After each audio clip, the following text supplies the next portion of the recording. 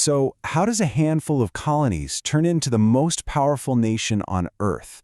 And what can that crazy story tell us about what's next?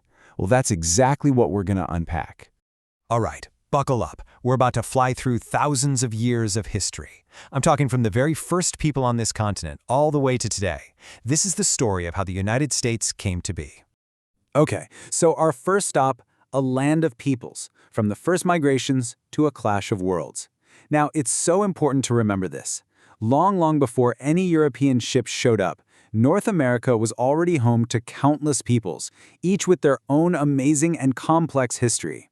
And you've got to get this picture out of your head of an empty wilderness. That's just not true. We're talking about massive, complex civilizations. You had these huge urban centers built by the Mississippians, the incredibly advanced democratic setup of the Iroquois Confederacy, and just look at these incredible cities built right into cliffs by the Pueblo peoples. Absolutely amazing. And then 1492 happened, and everything, everything changed. You see, for Europeans, Columbus's arrival was the discovery of a new world. But for the millions of people already living here, it was the start of an invasion, and it kicked off a transformation that was frankly both profound and incredibly brutal. You know, the deadliest weapon the Europeans brought with them wasn't a sword or a gun. It was invisible. It was disease. The native peoples had zero immunity to these new illnesses, and the result was catastrophic. We're talking about an estimated 90% of the population being wiped out. Just think about that number for a second. 90%. It's a demographic collapse on a scale that's almost impossible to imagine. So, next up, forging a new nation, from colonial ambition to revolution. With this massive collapse, a totally new chapter begins. European powers looked at this continent, saw all its resources and potential, and basically, the race was on, to grab a piece of it. And they all came for different reasons, right? You had the Spanish hunting for gold and conquest. The French were all about that lucrative fur trade. The Dutch were focused on commerce. But it was the English, over on the Atlantic coast, who were doing something a little different. They were focused on settlement, on tobacco, on building towns. And their colonies just exploded in population. And that, right there, set the stage for everything that happened next.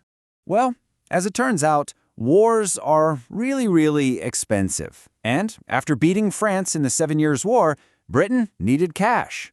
So, where did they look? Their American colonies. They slapped on a bunch of heavy taxes, and, well, that ignited a total firestorm. You've all heard the phrase, no taxation without representation, right? This is where it comes from, and it was step one on the road to a full-blown revolution. So what started as protests and boycotts quickly spiraled into an actual war for independence. And let's be honest, it was a total long shot for the colonists. But then came this huge, game-changing victory at Saratoga. That battle convinced France to jump in on the American side.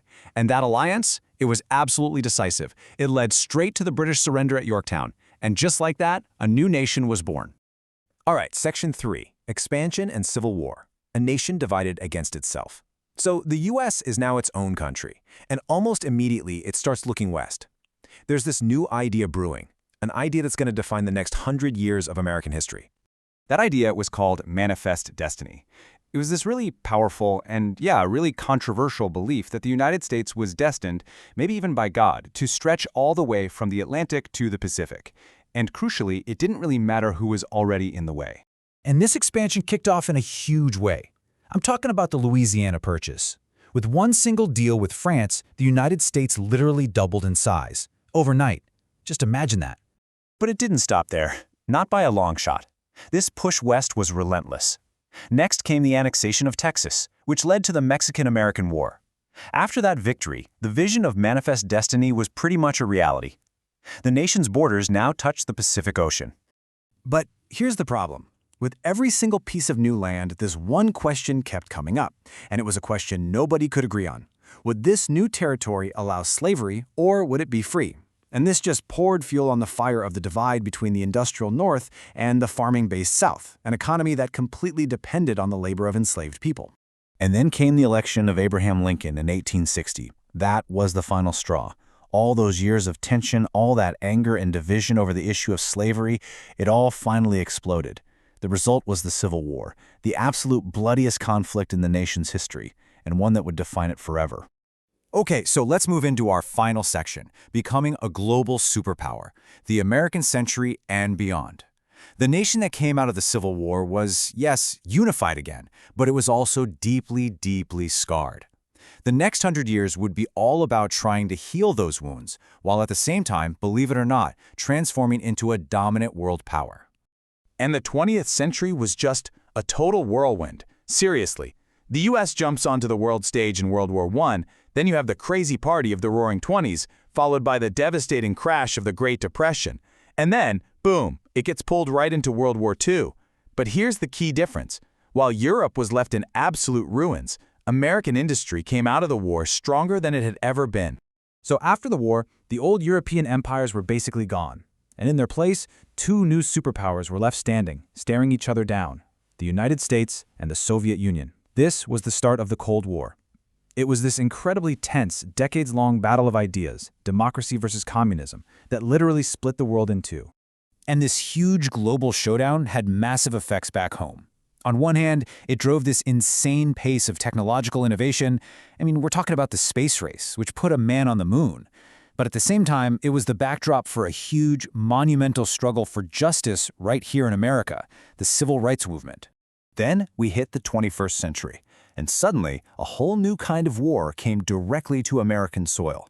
The 9/11 attacks, they didn't just change the nation, they changed the entire world. So, when you step back and look at it all, from a continent of diverse peoples, through a violent birth to its rise as a global superpower, the one constant in the American story is change. Often, really turbulent change. And that leaves us with the big question for today, as the U.S. tries to figure out its place in a world that's more connected than ever before. How will all the conflicts and all the ideals from its past shape its future?